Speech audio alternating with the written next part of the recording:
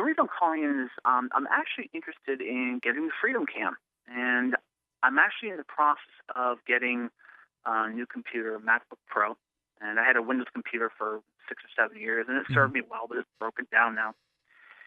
So I go onto the freedomcam.net site, and I look at the specs about the camera, and it says it's that the software you get with it is Windows compatible only. And in order to view your GPS and your location and your speed, you have to install that software. Right. But I was thinking, well, what if I just took the flash there from the camera and just stick it into the computer? So I wrote the guy who's in charge of the site, and he said it should open in a quick time window. Well, here's what I'm concerned about. Before spending $250 on this camera, my concern is if I buy the MacBook Pro and I buy the Freedomcam, what's going to happen when I take the flash drive and I actually stick it in? How am I going to see out the windshield camera as far as inside also, because there's two cameras? Yeah, okay, and, so here's the answer to your question.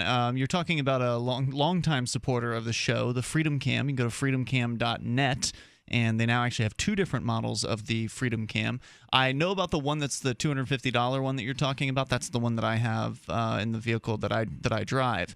And I believe that it creates two video files, so basically two tracks, essentially, one for the camera that faces forward in the car and the other for the camera that faces inside the cab of the car. So you'd likely just be able to access those if you loaded them into your Macintosh.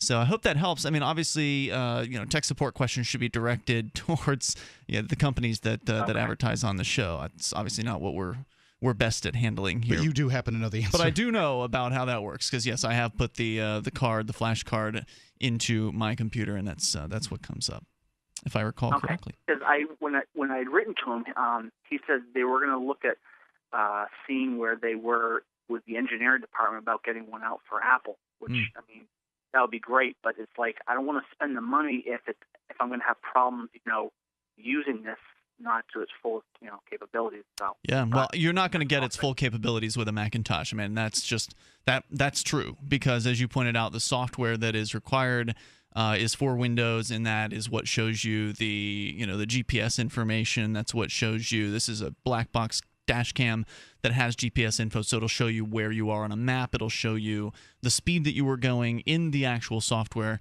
That information obviously isn't included on a video track. So, but I have one of these, the same one that you do, and I almost never use the information that it's right there. You haven't been pulled over and you haven't needed to access it. Right. So I mean, when you do need to access it, then you can go access it on some Windows PC someplace. You certainly could do that.